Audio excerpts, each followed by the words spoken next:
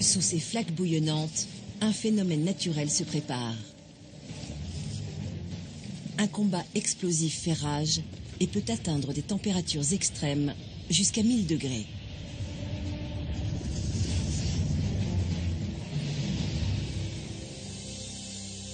Les traces que la collision laisse en surface nourrissent les mythes et les rites des hommes.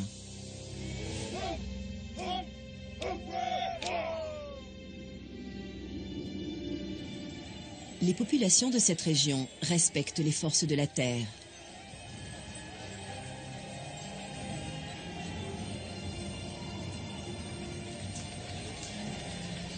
Ici, les paysages peuvent se métamorphoser à tout instant, avec pour conséquence des dégâts considérables.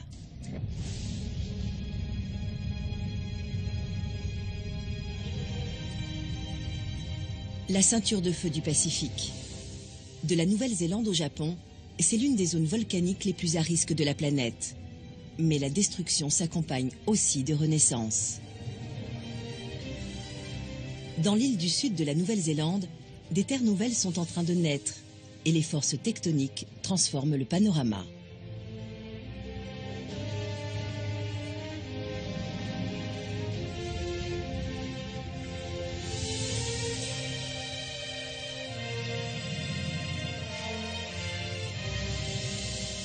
C'est une expédition hors du commun qui attend le géologue Nick Iles sur la ceinture de feu du Pacifique.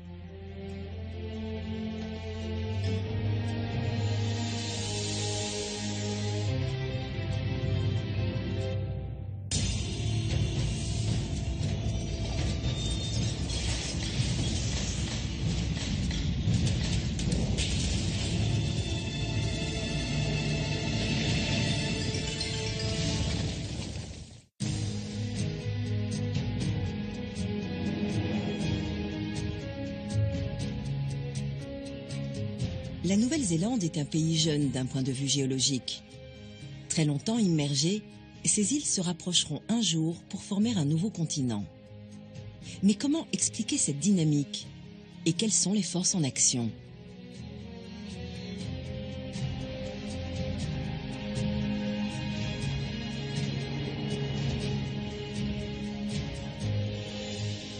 Nick Iles se rend sur White Island, un volcan hyperactif au bord de la ceinture de feu.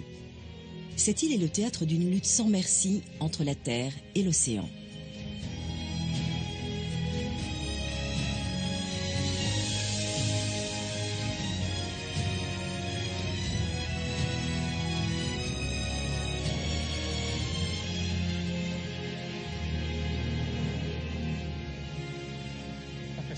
On dirait une scène de l'enfer de Dante. C'est impressionnant. Venez voir. C'est infernal.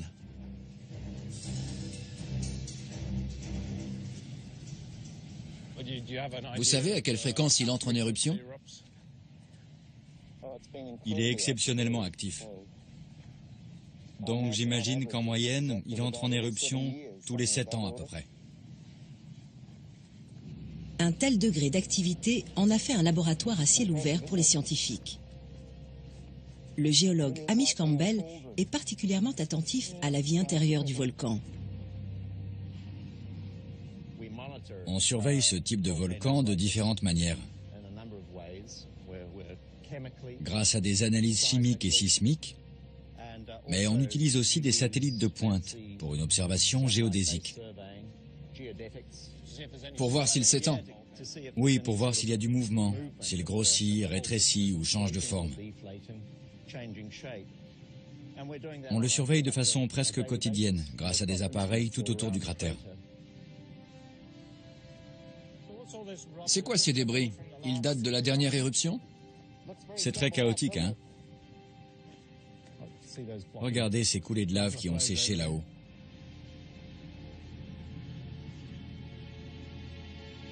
Ces pentes révèlent un passé violent. Elles sont couvertes d'éboulis et de cendres.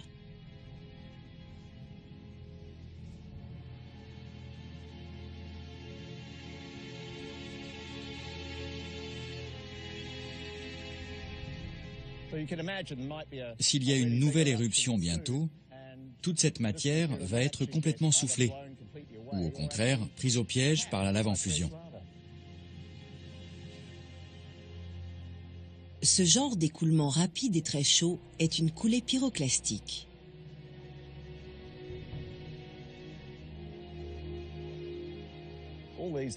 Tous ces dépôts sont actuellement à un angle de repos. Et ils sont au sommet. Il ne faudrait pas grand-chose. Un petit séisme. Un petit séisme et ce serait la catastrophe. Tout dévalerait la pente. Ce qui est tombé ici est parti dans l'océan? C'est exact. C'est une structure typique d'un effondrement. Et c'est fou de voir comme ça ressemble au volcan américain, le mont Sainte-Hélène. En 1980, tout un pan de montagne est tombé là-bas. C'est pour ça que ces volcans sont si dangereux, car au lieu d'exploser, les flancs se détachent. C'est ça. Pour moi, un volcan est une cheminée naturelle. Ce n'est qu'un amas de débris qui a été craché par le cratère et reste par définition instable.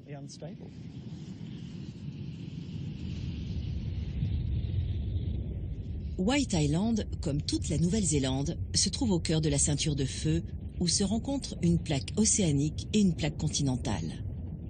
C'est une zone de collision où la plaque pacifique plonge sous la plaque australienne. C'est un phénomène de subduction.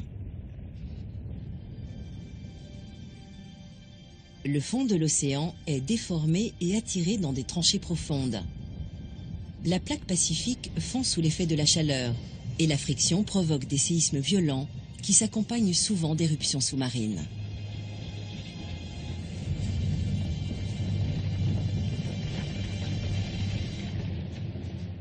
White Island fait partie d'une chaîne volcanique qui compte aussi le grand volcan Tarawera. Les géologues décident de l'observer de plus près. Le vol était un peu agité, mais ça en valait la peine. On est pile sur la ceinture de feu. C'est exact. C'est la ceinture du Pacifique dans toute sa splendeur. Il n'y a pas beaucoup d'endroits où on la voit aussi clairement. Donc on marche au bord de la plaque australienne et juste devant nous, on a la plaque pacifique. On n'ira pas jusque-là, mais on est bien en plein sur la plaque australienne. Et c'est ici qu'on peut sentir les effets de la plaque pacifique qui s'enfonce. La plaque s'enfonce, commence à fondre avec la friction et la chaleur. Et tout le magma remonte sous cet alignement de volcans jusque là-bas. C'est ça.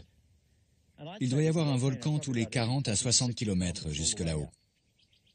On a devant nous des couches de cendres très impressionnantes. Tout à fait. C'est vraiment spectaculaire. C'est une fissure, un rift, qui s'est formé suite à l'éruption de 1886, ici sur le mont Tarawera.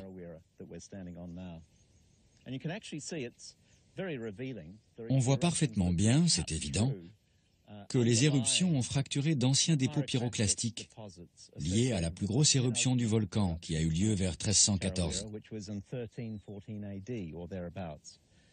Donc ces couches plus pâles et bien marquées sont des téphras, des cendres et fragments de roches éjectés du volcan et accumulés lors de cette éruption. Et une autre éruption massive a eu lieu en 1886. Elle n'a duré que 4 heures et elle a produit ces dépôts foncés, rouges, gris et noirs qu'on voit sur la couche claire.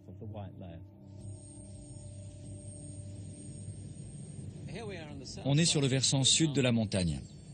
L'éruption a suivi une trajectoire précise? Vous voulez dire celle du Tarawera? Il y avait un vent fort du sud-sud-ouest. Donc, beaucoup de débris ont été déplacés vers le nord. David Lowe est volcanologue à l'université de Waikato. Il s'intéresse beaucoup au Tarawera.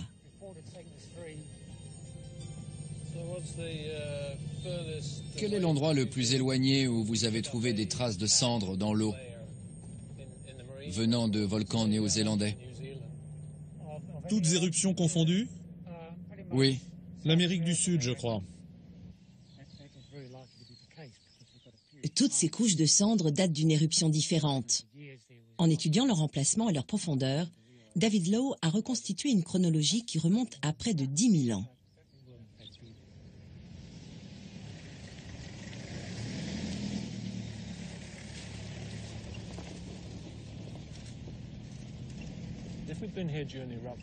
Si on s'était trouvé là pendant l'éruption à observer le volcan, qu'est-ce qu'on aurait vu? Ça aurait été spectaculaire et très dangereux. On serait mort si on était resté si près.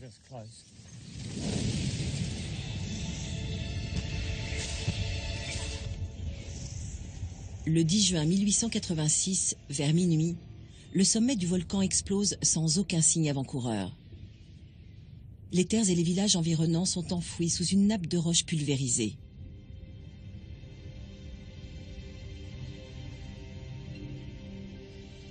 Le volcan pétrifie tout sur son passage. C'est une catastrophe d'une ampleur inouïe. Des forêts entières sont déracinées et brûlées.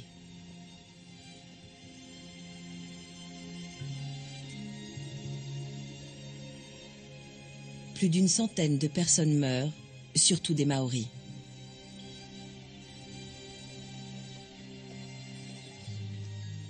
Les pentes du volcan portent également les traces de l'éruption de 1314. Ces restes de troncs d'arbres calcinés témoignent de la férocité de l'événement.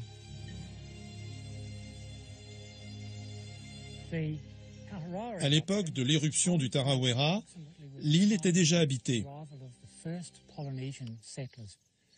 Tous ceux qui vivaient ici ont dû y assister. Ceux qui se trouvaient sur la côte, certainement peu nombreux à l'époque, ont aussi vu l'éruption et son impact.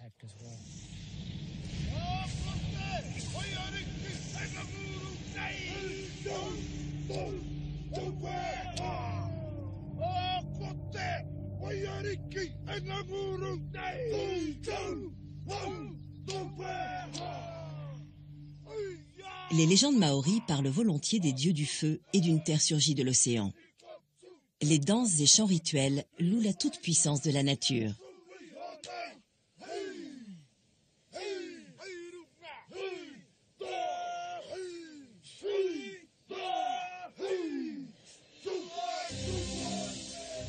Les catastrophes volcaniques passées ont laissé une empreinte indélébile dans le paysage et dans l'esprit des Néo-Zélandais. Mais rien ne peut les préparer à l'énorme bouleversement géologique qui les attend.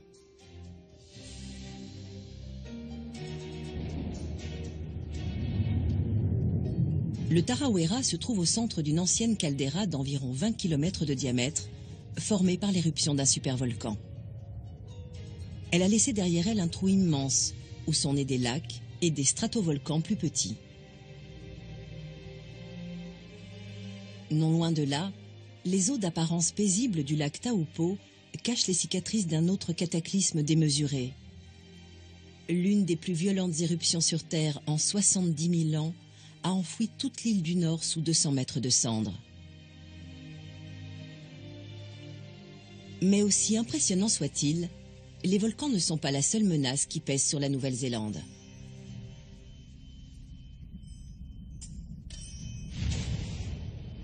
Il y a aussi les tremblements de terre. Ces paysages superbes cachent tout un réseau de failles sismiques. La capitale néo-zélandaise, Wellington, est particulièrement exposée. Elle se situe au point de rencontre entre la plaque australienne, qui remonte vers le nord, et la plaque pacifique, qui descend vers le sud. La plupart du temps, les plaques sont unies et ne bougent pas. Mais quand toute la tension accumulée les déplace, le mouvement provoque un tremblement de terre.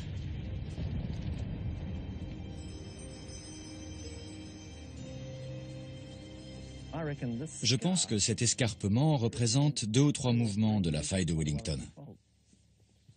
On est en train de marcher le long de la faille, sur le côté érodé. Ça n'a l'air de rien, mais c'est comme une vraie scène de crime. C'est une collision continentale en direct. Sous nos pieds, cette zone remonte complètement sur l'autre, parce que les plaques se rencontrent.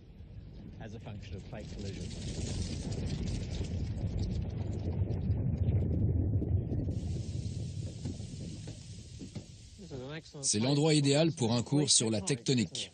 Tout à fait. Il se passe plein de choses. On voit la faille de Wellington qui court parallèlement au port. Elle remonte par ici et jusqu'au détroit de Cook.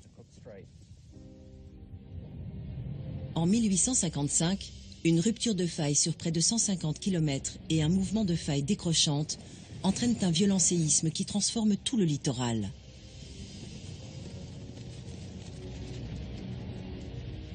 En 1942, un séisme de magnitude 7,2 détruit presque toutes les maisons de la capitale. Depuis 2 siècles, la terre ne cesse de trembler le long de la faille alpine. On pourrait la comparer à la faille de San Andreas? C'est ça. Parce qu'elle traverse une ville importante, une capitale, pour ne rien arranger. Dans votre boule de cristal, quand voyez-vous le prochain tremblement de terre majeur? J'ai une réponse facile pour ça. Disons qu'il y a 10% de chance qu'il se passe quelque chose dans les 100 prochaines années.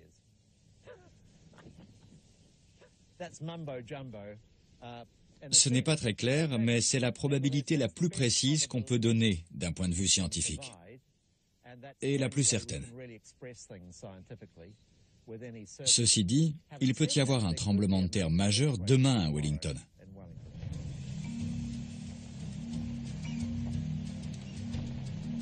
Ce même processus destructeur, redouté par les Néo-Zélandais, est aussi créateur de terres nouvelles. Chaque séisme fait remonter une partie du fond de l'océan au-dessus du niveau de la mer.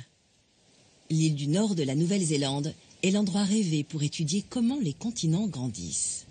Sur la côte, les géologues peuvent observer le processus d'accrétion en pleine action.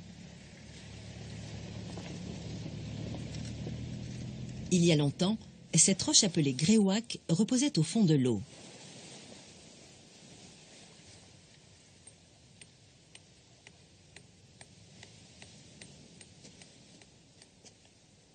La réserve naturelle de Red Rocks est fascinante pour les géologues. Sa roche est truffée d'informations. C'est une vraie machine à remonter le temps.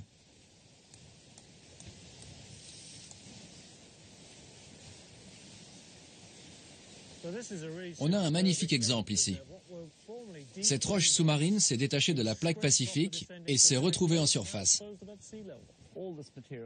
Toute cette matière s'est agglomérée sur la marge de la plaque. On a les rochers du Trias ici, puis du Jurassique, du Crétacé, du Cénozoïque, et ça continue aujourd'hui.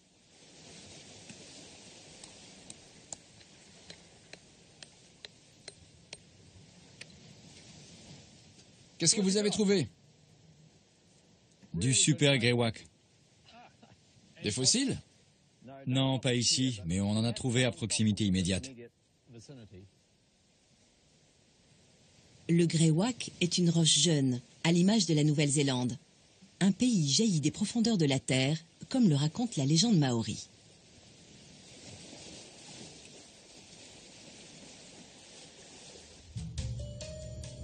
Nick Iles poursuit sa route au nord-ouest vers le Japon. Dans cette région du monde, la densité de population fait monter les enjeux. Le Japon est l'un des pays les plus urbanisés du globe. Mais malgré la stabilité de ses infrastructures, la menace sismique est constante. Les Japonais savent que la Terre va trembler inévitablement. Ils ignorent simplement où et quand.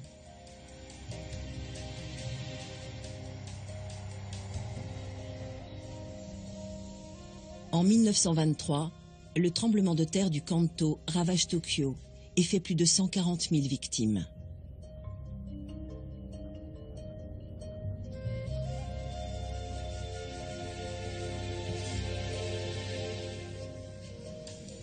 La tragédie est commémorée tous les ans le 1er septembre. C'est aussi devenu un jour de prévention nationale avec des exercices de simulation en cas de séisme. Pendant quelques heures, la ville de Fukuroi déploie aussi les grands moyens.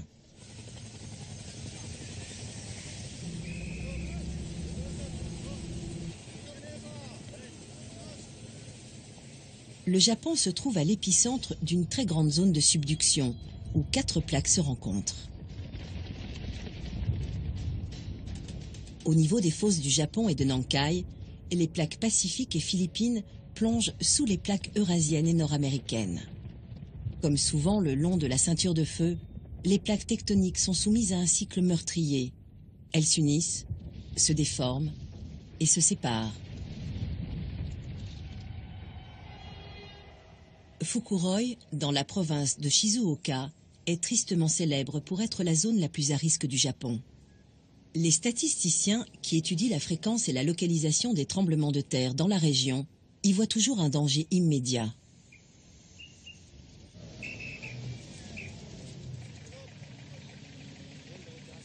Il n'y a rien à faire pour l'empêcher, mais ses habitants peuvent au moins s'y préparer.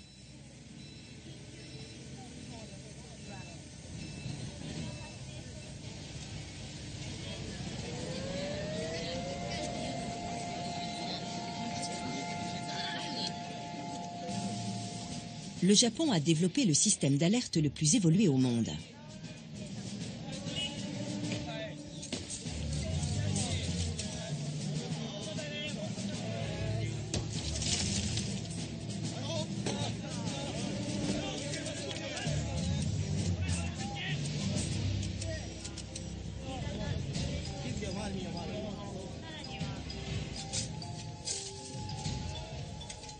Mais personne n'a pu anticiper le terrible séisme de Tohoku du 11 mars 2011 qui a entraîné l'accident nucléaire de Fukushima.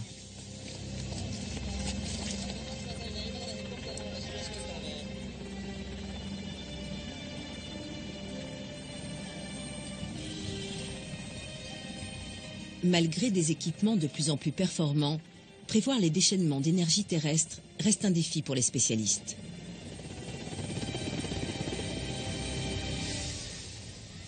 En 1944, le tremblement de terre de Tonankai a détruit l'école de Fukuroi, faisant de nombreuses victimes parmi les élèves. Les nouveaux bâtiments scolaires sont conçus pour réduire le risque d'effondrement.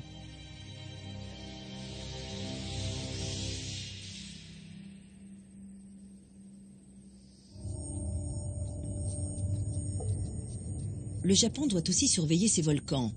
Avec ses 3776 mètres de haut, le mont Fuji est un monument national, inscrit au patrimoine mondial de l'UNESCO en juin 2013. Mais pour la ville qui s'étend à ses pieds, c'est une épée de Damoclès.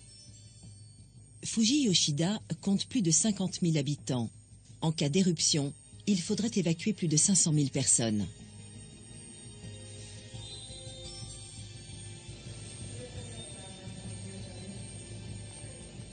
Pour Nick Iles, le volcan et son emplacement posent de nombreuses questions.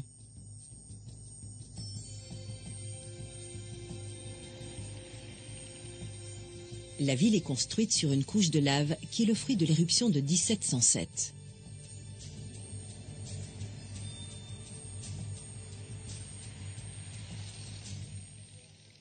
Les Japonais viennent de tout le pays pour honorer cette montagne et visiter l'un de ses plus célèbres sanctuaires, le Sengen Jinja. Ce temple shintoïste est dédié à la déesse du volcan. C'est ici que se déroule la grande fête du feu. Pendant 2 jours, des torches immenses sont allumées en son honneur. Le mont Fuji est au cœur de nombreux mythes et légendes. Les scientifiques pensaient l'avoir sous contrôle, du moins jusqu'à récemment. Le volcanologue Shigeo Aramaki dirige une équipe de recherche spéciale constituée en 2002. Vous êtes venu ici très souvent. Qu'est-ce que cet endroit a de particulier? Nous autres, volcanologues japonais, avons longtemps pensé que le mont Fuji, à cause de sa morphologie très basique et sa construction très simple, n'avait rien d'intéressant comparé aux autres volcans de structure plus complexe qu'on rencontre au Japon.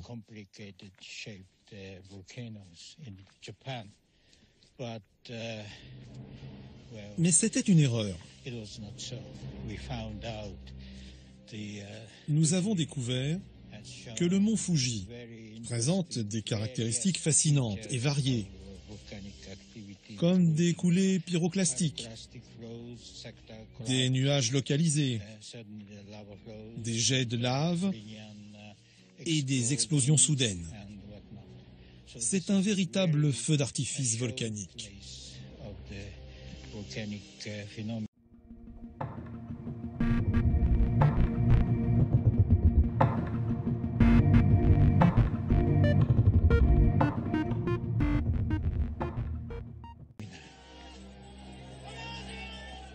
Chaque année, les Japonais organisent un festival en l'honneur du volcan.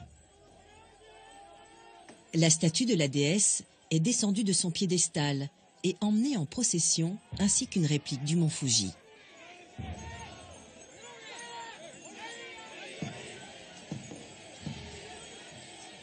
Les statues de plus d'une tonne sont exhibées dans les rues de Fuji-Yoshida lors d'une grande procession.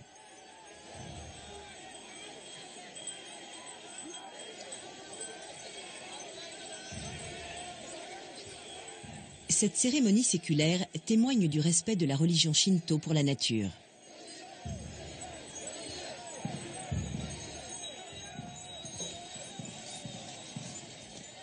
Au cours du défilé, les habitants font des offrandes à la déesse pour apaiser sa colère. Si elle est suffisamment contentée, elle épargnera la ville.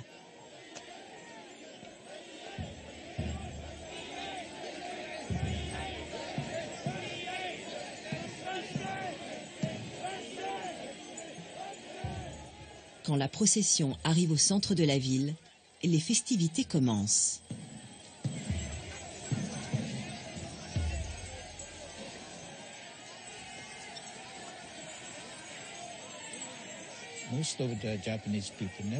La plupart des Japonais ne subissent jamais d'éruption de leur vivant. La fréquence est trop faible comparée aux autres catastrophes naturelles, même aux tremblements de terre les plus importants.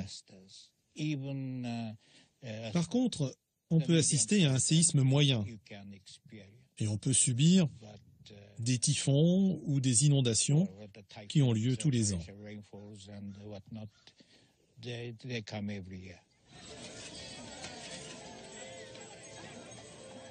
Au cours des festivités, des torches immenses sont allumées et partout dans la ville, des feux brûlent en l'honneur des dieux. Pendant quelques jours, Fuji-Yoshida s'embrase.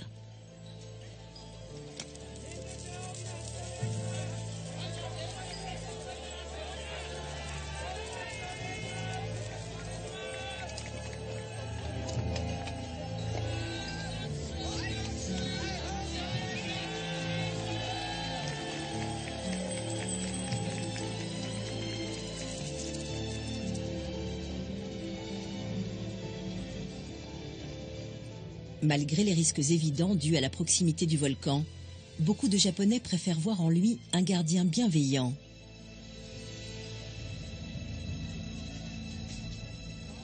Yayoi Sato a vécu au pied du mont Fuji presque toute sa vie. C'est une fête en hommage au feu, une célébration du volcan. Mais cette montagne est aussi très dangereuse. Ça vous fait peur de vivre ici? Ce n'est rien du tout. Je n'ai pas peur. Et les tremblements de terre, vous en avez déjà connu à Fuji-Yoshida? Oui, j'en ai connu un une fois. Je suis née en 1923, l'année du tremblement de terre du Kanto. Mes parents m'ont couché au premier étage de la maison et sont descendus manger au rez-de-chaussée. Quand la terre a commencé à trembler, ils sont sortis de la maison en courant et ont oublié qu'ils avaient un bébé. Mais mon père s'en est souvenu. Quand il est revenu me chercher, il m'a trouvée en train de sourire, parce que ça me berçait. Les géologues savent que l'éruption du mont Fuji est inévitable. Mais en ce jour de fête, c'est une perspective très lointaine.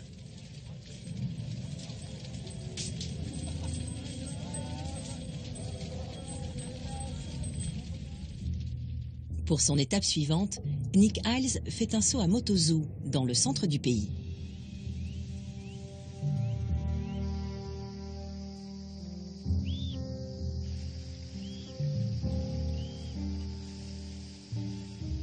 Cette région plus montagneuse porte aussi les cicatrices de bouleversements géologiques.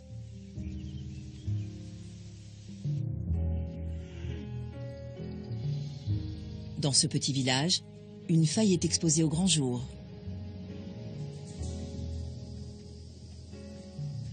Ce paysage de campagne idyllique est l'un des endroits les plus dangereux du Japon, car il se trouve entre deux grandes plaques tectoniques.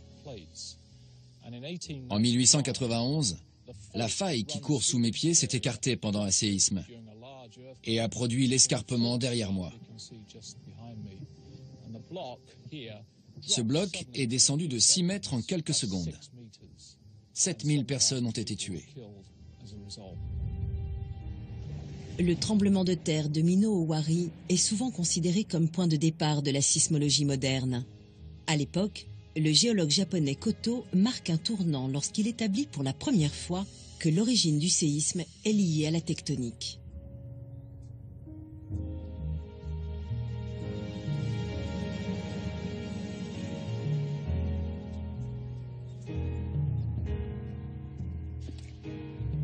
Un siècle plus tard, en 1991, le musée de Motozu rend possible l'observation d'une partie de la faille de Néodani. On trouve des failles partout dans le monde, mais c'est unique d'en voir une exposée comme ça. C'est surtout un mémorial pour les victimes. On voit très bien la rupture. Cette surface là-haut est la même qu'en bas. Il y a eu un déplacement vertical d'environ 6 mètres. Il s'est produit en un clin d'œil pendant le séisme de 1891. Ici, on a des sédiments relativement jeunes sur une paroi de roche ancienne. Et je regarde pile le long de la ligne de faille où le tremblement de terre a eu lieu. De gros rochers ont dévalé la pente et toute cette roche a été pulvérisée et broyée par le déplacement.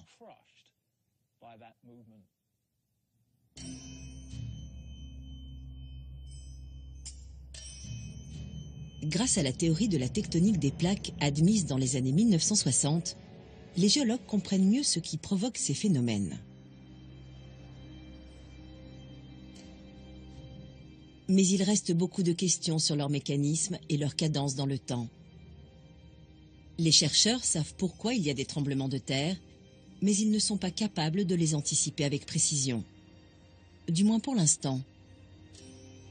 Nick Iles rejoint une équipe scientifique internationale en plein travail sur l'océan Pacifique.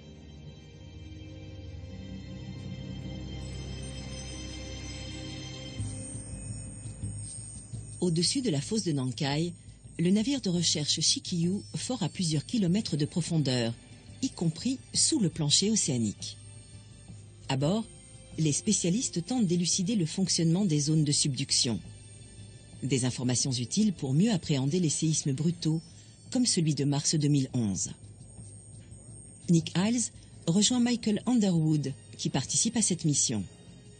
Il est professeur à l'université du Missouri. Au Japon, on peut remonter le temps et observer des formations géologiques qui ont 50, 80 ou 100 millions d'années. Elles sont fondamentales pour comprendre l'évolution de ce système sur de longues périodes. Mais elles ne nous disent pas quels événements précèdent un tremblement de terre. Pour ça, on doit aller sur les zones de faille actives. Il faut partir au large pour y accéder. Le Shikyu est l'un des navires foreurs les plus sophistiqués au monde. Il peut creuser jusqu'à 7000 mètres de profondeur. Quasiment tout est automatisé et d'énormes bras articulés manœuvrent les instruments de forage très lourds.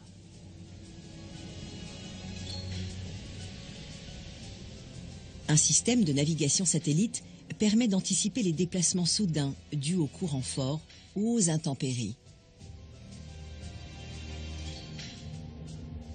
Les chercheurs explorent un segment d'une plaque qui s'est fissurée lors d'un ancien séisme. Les données satellites indiquent que les plaques sont unies pour l'instant, mais la prochaine rupture pourrait menacer l'ensemble du Grand Tokyo et ses 37 millions d'habitants.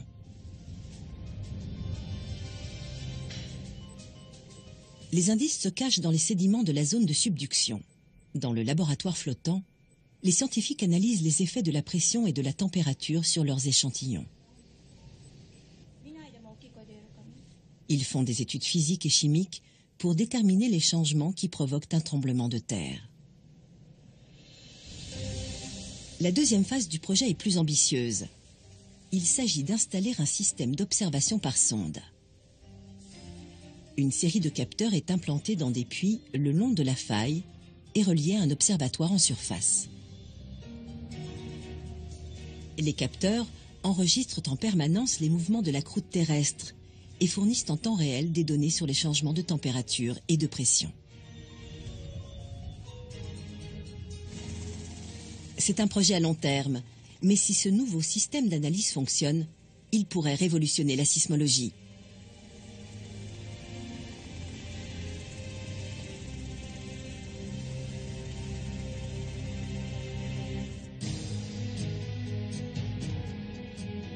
Sur Terre, les volcans impressionnent toujours par leur stature et leur présence. Nick Iles s'intéresse au mont Hunzen sur la côte sud-ouest du Japon.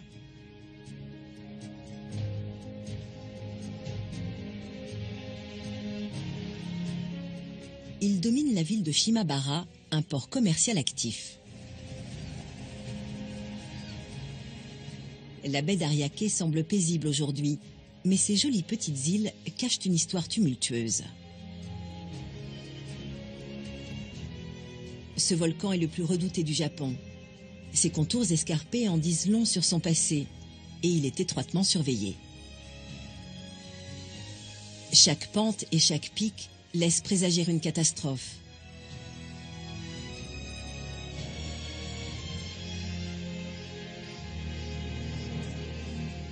La plus meurtrière a eu lieu le 21 mai 1792. Son origine n'était pas une éruption volcanique, mais un tremblement de terre.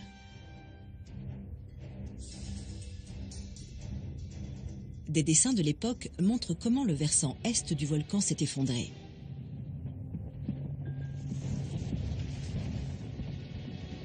D'énormes blocs de roches et de cendres ont dévalé ses pentes pour se jeter dans les eaux peu profondes de la baie d'Ariake.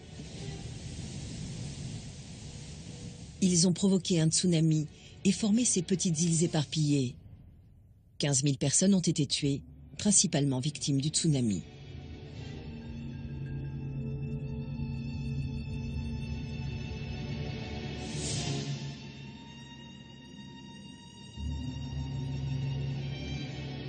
Les cicatrices de l'activité volcanique sont partout. Cette déchirure est la preuve d'une autre coulée pyroclastique.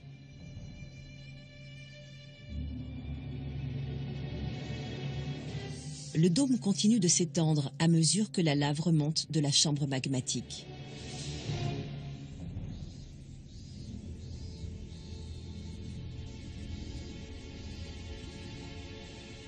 Des mares bouillonnantes et des nuages de vapeur témoignent de la pression qui augmente à l'intérieur.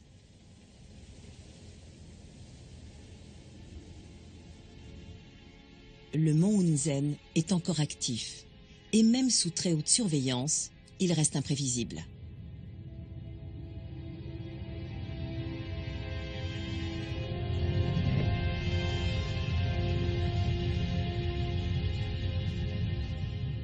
Le 3 juin 1991, après 2 siècles d'inactivité, le mont Hunzen entre en éruption.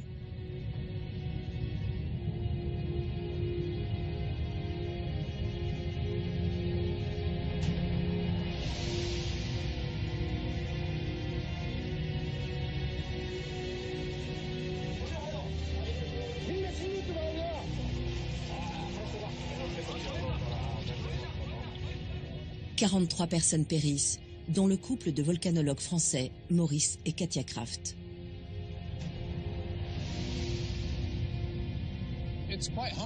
On se sent tout petit devant ce volcan. Quand on repense à la violence de l'éruption de 91 et aux images de ce nuage de feu qui descend à toute vitesse vers la vallée.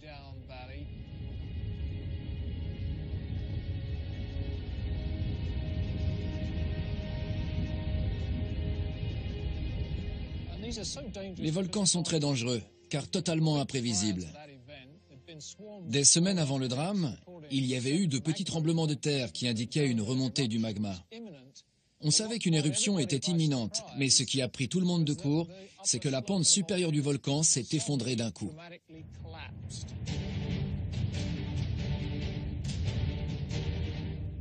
La coulée pyroclastique a littéralement arraché tout un flanc de montagne.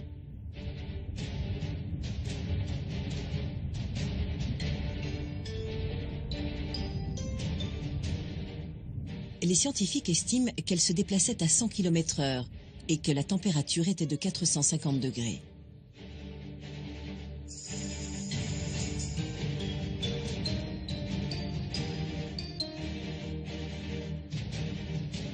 Aujourd'hui, sur le mont Hunzen, la trajectoire de la coulée est encore très nette. Des rochers énormes tombés du sommet jonchent ses pentes.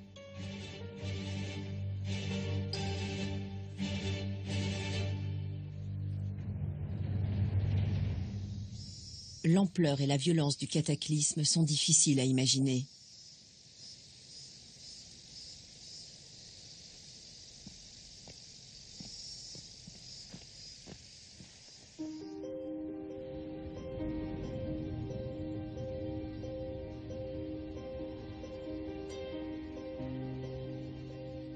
La coulée a tout détruit sur 4,5 km. Plusieurs micro-éruptions ont suivi et il a fallu 4 ans pour que le monstre retrouve son calme.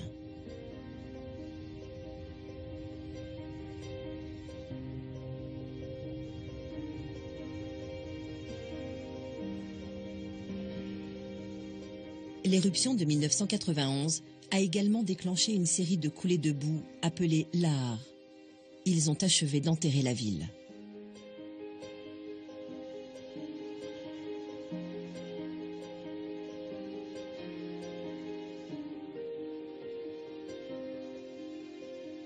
L'école se trouvait en plein sur le chemin de la nuée ardente et a été frappée de plein fouet. C'est aujourd'hui un mémorial en hommage aux victimes.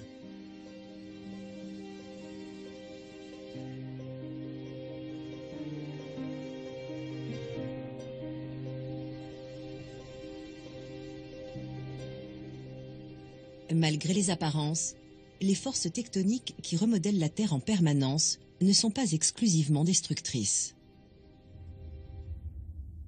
Elle contribue aussi à son expansion. Pour sa dernière étape sur la ceinture de feu du Pacifique, Nick Iles retrouve la Nouvelle-Zélande et Hamish Campbell. Il veut étudier ce processus de création à grande échelle sur l'île du Sud. Il n'a pas vu de rivière aussi importante dans l'île du Nord. Pourquoi y en a-t-il dans celle du Sud? Et à quoi servent-elles? Nick Iles espère trouver des réponses auprès du géologue néo-zélandais John Youngson. C'est très à pic. La cuvette est énorme.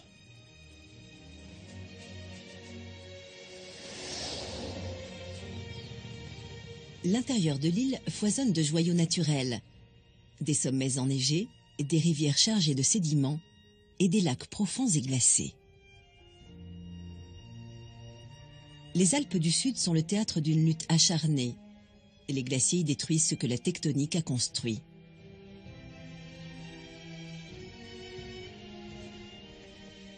Vous n'êtes pas venu depuis quand? Au moins 20 ans, quand je faisais de l'alpinisme dans ces montagnes.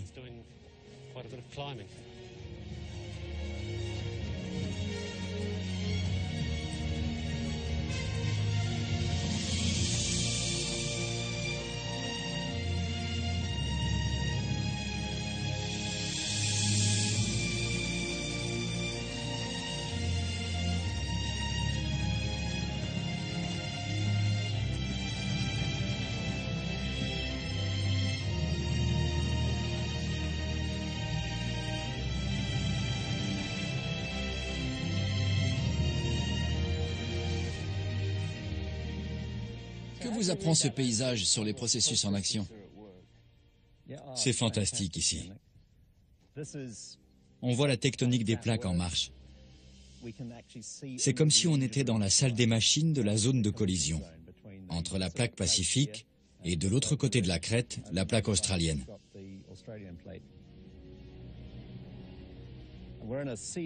C'est une mer de greywacke, la roche qu'on retrouve partout en Nouvelle-Zélande. Elle est poussée vers le haut d'environ 10 mm par an. Ça n'a l'air de rien, mais sur plusieurs millions d'années, c'est un soulèvement énorme.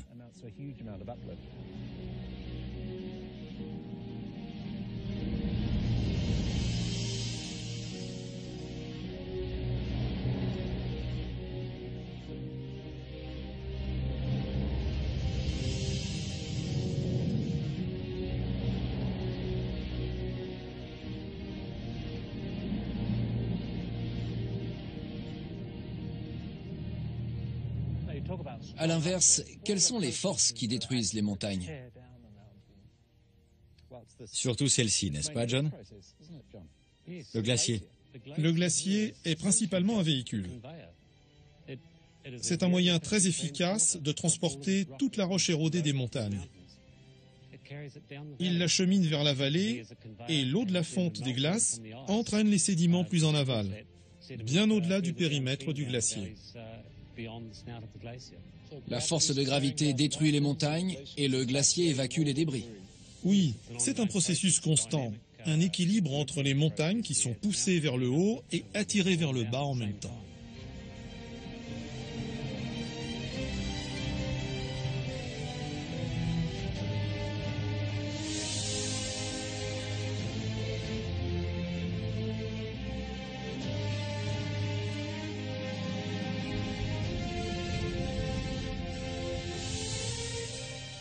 On est en plein sur la zone de collision.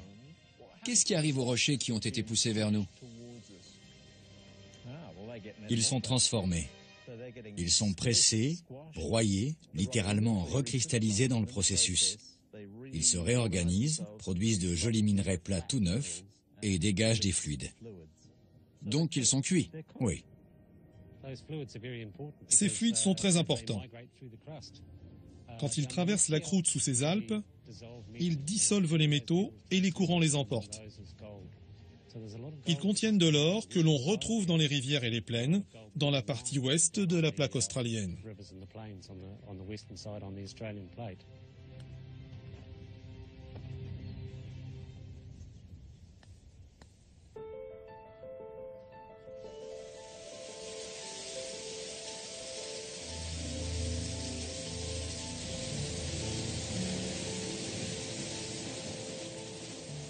Les rivières sont le dernier maillon de la chaîne qui façonne le paysage de l'île sud de la Nouvelle-Zélande. Là où le courant est fort, l'eau agit comme un tamis avec les minerais d'or descendus des montagnes. La rivière parvient à séparer les minerais légers des lourds. On ne fait que reproduire le même processus. Regardez, il y a de l'or. La machine a fonctionné.